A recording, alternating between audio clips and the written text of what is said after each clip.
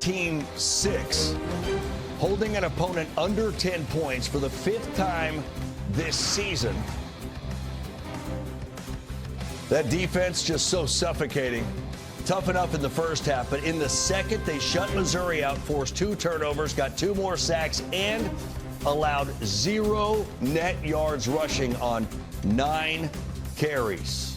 Head coach Brent Venables, his squad is now 9-2. You want to play this game at a high level, and you want to be successful, and somebody that has value, then, man, you're laying on the line at 70, 75, 80%. And, you know, that's the reality. And so we can't have a bunch of race cars around here, Lamborghinis, that everything's got to be just right, and have the premium fuel and the lug nuts and all those got to be just right. You know, this is football, and I just have a great appreciation for our team that share that, you know, vision and philosophy, you know, and I'm not going to miss this opportunity. So talked about respect for winning, respect for what it takes, respect for the jersey, the name on the front, the name on the back, respect for this opportunity, these opportunities, what's in front of us don't always happen. So don't get bored with it. You know, we got a chance next week to go to play for a trophy game, and don't let anybody divide us. The same things that I told them last night about how much I love them and proud of them and appreciate their fight and effort. That doesn't change because we lost, because we didn't get the result we wanted. So stick together, ignore all the outside noise, and let's come back next week and finish the season the right way. Gotta go on the road, and it's gonna be a tough one again next week. Yeah, they hit the road to Arkansas next week. Oklahoma hosts LSU. All right, 3rd straight win for the Sooners in a game they've been outgained and once almost doubled up. 4th game this season where they did not allow a touchdown. It's the defense that carries the day again for OU. It is. It's Brent Venables' defense. And you think about this game, coming into the game, you knew it was going to be strength on strength. You knew it was going to be Missouri's rushing offense, #1 rushing offense in the SEC. Ahmad Hardy, Jamal Roberts. You knew the defense for Oklahoma, the #1 rushing defense. And the first 2 drives, Missouri was able to move the football. They averaged 6 yards a carry in the first 2 drives. But after that, throughout the game, only averaged a little over 1 yard a carry. That defense for Oklahoma tightened down. And CD, it was the tackling. Didn't allow the running backs to get yards after the catch that they had before. 29 yards after the rush, in the first 2 drives, only 16 after that. And so the turnovers, again, whenever the recipe it seems to be for Oklahoma is play good special teams. They get the blocked field goal. They stop them there, tackle well, get tackles for loss, and then generate turnovers. You mentioned it, 8 turnovers over the last 3 weeks, and they've had a couple pick sixes in some of these big games. That is the recipe for Oklahoma to win football games when their offense isn't really producing them. Yeah, complementary football. The offense isn't producing, but the defense is doing a great job of holding teams to low scores, and the special teams setting them up for opportunities where they have some short field. Dari, I go back to the injury to Mateer. I just wonder how much the thumb is affecting his ability to throw the ball down the field. If you go back to the pre-injury games, he's averaging about 56% on throws 15 yards down the field. Since that time, it's half of that. It's 22%. So I know some of it, Dari, is on the receivers and guys not separating as much, but I wonder how much that thumb is affecting him now. I also want to remind you, though, that's Temple, that's Illinois State. It's also Michigan, but yes. Aesthetically, it doesn't look the same way. You know, you're not hitting, the ball is not, the ball placement, some of the choices are not the same as what it was before.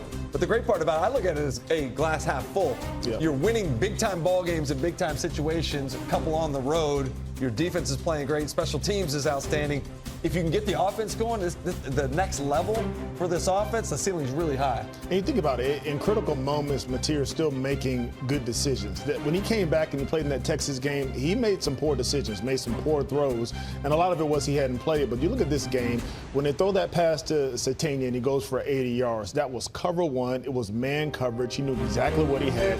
They had the angle route. Satania catches the ball and he runs. But Mateer understood what he needed to do in that specific time and got the ball to a playmaker that can make a play. And so while he may not be hitting some of these deep passes like you talked about, he's continuing to make good decisions for this offense. They just don't have that outside threat. Their 2 best receivers are both slot guys. They're dangerous when they get the ball and grab the yak yards, but great part is everybody's flawed. Everybody in college football is flawed. This is their flaw. Exactly. I'll take the defense. Yep, and here they are, a win away from the college football playoff with LSU next week. How about Vanderbilt? That's a team, they're sitting there with a chance to get to 10-2.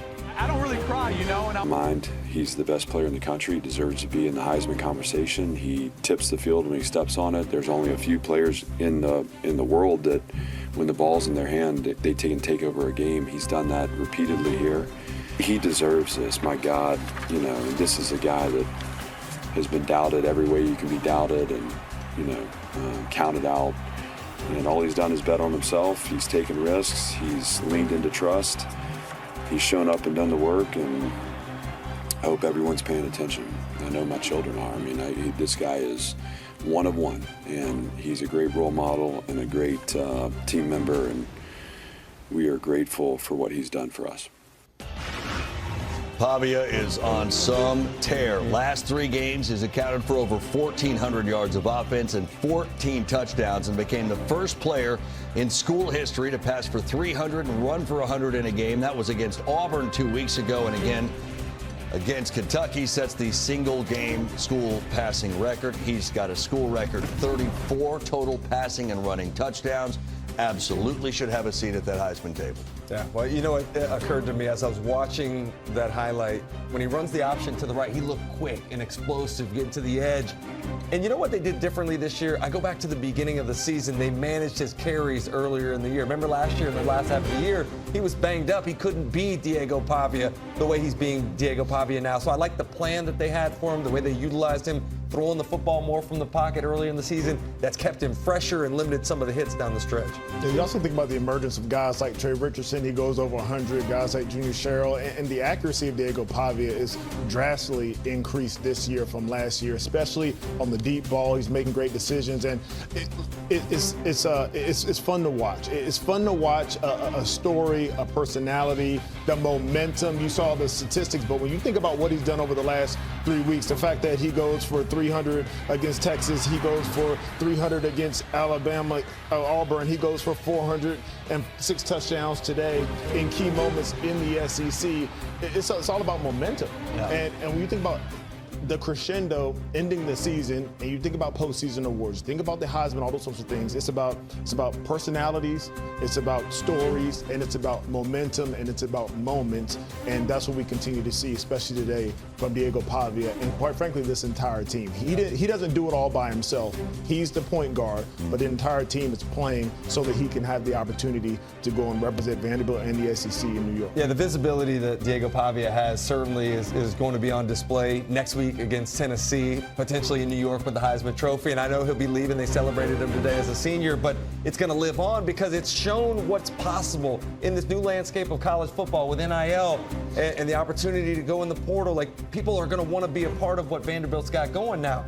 I've always said Nashville's a great sports town. If you put a product on the field, people are going to show up. They did it for the Preds. They did it for the Titans. And now they're doing it for Vanderbilt because you have a personality. You have a stadium.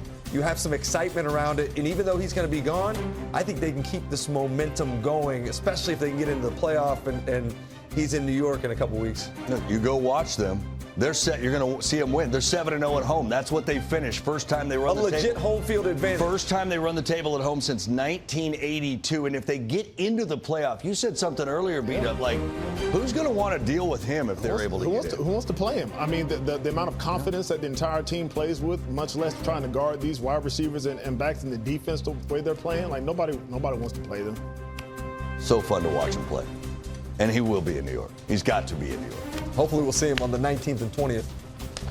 Playoff, yes, indeed. Need a little help still, but we'll see. If they go out and blow the doors off Tennessee, and they might, and hold Samford to 0 for 14 on third down, they allow 77 yards of offense, the fewest allowed in a game by the Aggies since 1996. That might have been the Wrecking Crew days. Might have been after the Wrecking Crew days. All right, let's look ahead. Texas A&M at Texas. A&M is fine. They can lose the game. They're still in the playoff. They're obviously trying to get to Atlanta, too. What kind of game are we looking at in Austin? I honestly believe now we're starting to see the Arch Manning that everybody was expecting to see back at the beginning of the season. Unrealistic expectations for a guy that was taking over as a first-year starter, but you're starting to see the offensive line block better for him, throwing the football down the field the last couple weeks. You have so many receivers that are starting to make explosive plays. This is going to be a tough task for A&M. And you mentioned they're in, but I know they want that 12-0 mark, something we didn't think was possible this year with the SEC as deep as it